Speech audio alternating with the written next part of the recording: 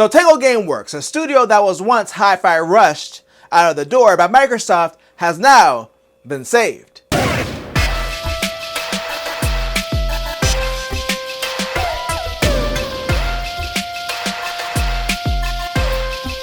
It's Sunday, so let's get sensational. I'm Mike, and I'm back to talk about the gaming news. Just like Tango Gameworks is back, baby! I don't know where that came from, I'm sorry. So earlier this year in May, Microsoft did some layoffs and closed some studios, and one of those studios was Tango Gameworks, who most recently made Hi-Fi Rush. It was a smaller game, but it was pretty successful for Microsoft, so of course everyone was like, why would you close a studio that not only put out a game, which has kind of been an issue for Microsoft, but a successful one, especially at a time when Microsoft really needed it. It was so successful that it was picked up as one of the games that they put out on other platforms. So Microsoft never really gave a concrete answer as to why they shut them down, but it looks like they've been saved by the publisher of PUBG, Krafton. So Krafton has acquired Tango Gameworks and the Hi-Fi Rush IP from Microsoft and ZeniMax. They stated in their press release that they'll be working with both of them to ensure a smooth transition. Now personally, I'm glad to at least see one of the studios get spared from these recent industry layoffs, and now they can possibly make more content or even a sequel to Hi-Fi Rush. I'm not sure how this will impact the game being on Game Pass, but I would assume that Microsoft probably negotiated that with them when they purchased the IP. Either way, it's great to see people in the gaming industry keeping their jobs and getting to continue to work on games, especially with all the recent layoffs. But of course, I had to say that word in this video, layoffs, and of course we have more, and this time it's from Ubisoft. So Bloomberg is reporting that Ubisoft laid off 45 people between two locations, Cary, North Carolina and San Francisco, California. The Cary studio had primarily been working on Tom Clancy games, whereas the San Francisco studio worked on games like Rocksmith, South Park Fractured But Whole, and X-Defiant.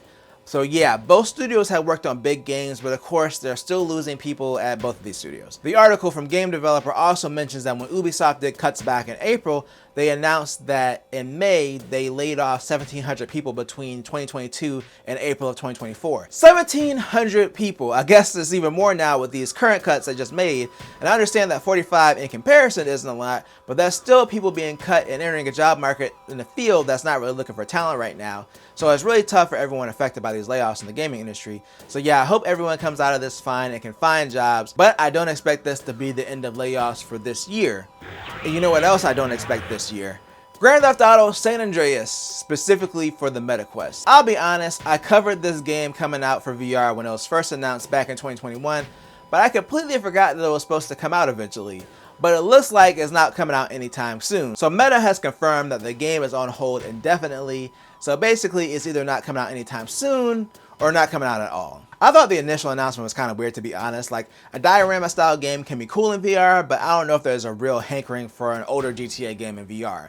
But that's just me personally. Now, the speculation as to why it's on hold is basically because Meta has lost a lot of money on VR, and the interest isn't as strong as it used to be, and I think it's because people play it for a little bit and then they just bounce off of it. I know Apple releasing their headset, there was some renewed interest, but I don't really see the state of VR drastically changing anytime soon. So yeah, we may eventually see San Andreas in VR, or it might just never come out. But one Rockstar game that's likely coming out is Red Dead Redemption. Well, I mean, that game came out a long time ago, but it may finally be coming to PC, according to PSN. So there was a change in some language on the PSN listing for Red Dead Redemption that included the following: experience the epic western adventures that defined a generation, now for PC for the first time ever, featuring the complete single-player experience of both games, including bonus content from the Game of the Year edition.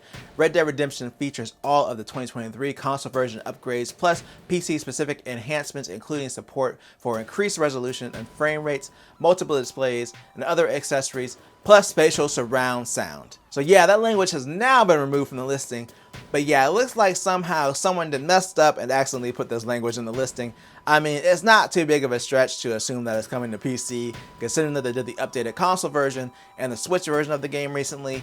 Plus, Red Dead Redemption 2 is on PC, and there's not really a legit way to play the first one on PC. So yeah, it makes a lot of sense for them to finally do this support, except for the part where it accidentally got revealed on PSN.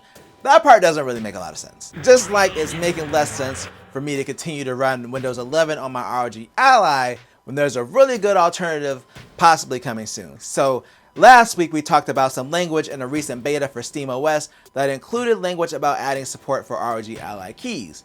Well, Valve has now officially confirmed that it is indeed working on adding support for the ROG Ally. They also mentioned that they're still working on official dual boot support with Windows, and it's still a priority, but they need to get all the drivers for the Steam Deck OLED working in Windows first. It's kind of what I mentioned last week. It'd be great to have SteamOS on other handhelds and to be able to officially dual boot with Windows, but obviously their first priority has to be their own device. Ideally, I would like to just have SteamOS on handhelds and that's it, but there are certain things that just don't run on Linux, like the native version of PC Game Pass and games or certain anti-cheat software that only runs in Windows.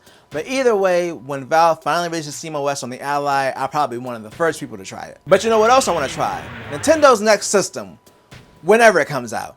And that's what we're talking about today in our final story. So at this point, we know Nintendo's next system is coming out eventually. And Nintendo themselves even said that they would have more information on the Nintendo Switch successor at some point this year, so it's just a waiting game for now. But that doesn't stop rumors and leaks from coming out, and this time it's about the release date for the Switch 2. So the last rumor we had about the release date was it was supposed to come out this year, but then they pushed it back to March of next year, and that was to allow them to build up their stock of consoles to avoid shortages and to have a better launch lineup when it comes to the games. But now our new rumor suggests we may be waiting a little bit longer. So it's being reported via the GI podcast that they've spoken to developers and they've basically been told not to expect the Switch 2 before April of next year. There were also some other stories before corroborating this as well, and they're basically saying that Nintendo isn't releasing a new system this fiscal year, which for Nintendo ends on March 31st. So that doesn't mean the system will release in April, it just means that April is the earliest possibility. So it looks like the Switch may be hanging around a little bit longer. And by a little bit longer, I mean it's probably going to finish med school before we even see a Switch 2. But let me know what you think in the comments. When do you think that Nintendo will release the Switch 2? Again, let me know down below. And if you enjoyed this video, then make sure to tell a friend, tell a coworker, like, share, and subscribe, and hit that bell notification button thing to be notified when I drop a video or a live stream. And always do at least 2 things at the same time.